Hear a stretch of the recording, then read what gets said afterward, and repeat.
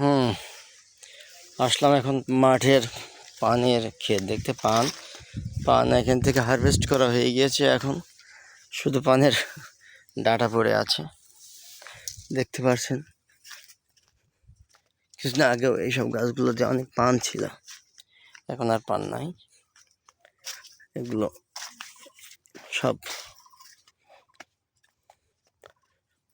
বিক্রি করা হয়ে গেছে, এখন শুধু পানের, আমরা বলি নতার বা লতা, পানের নতার আছে এখন। এই যে সব জায়গায় এখন পানের নতারগুলো আছে। এখানে মূলত, আর এগুলো হলো সেই আমরল,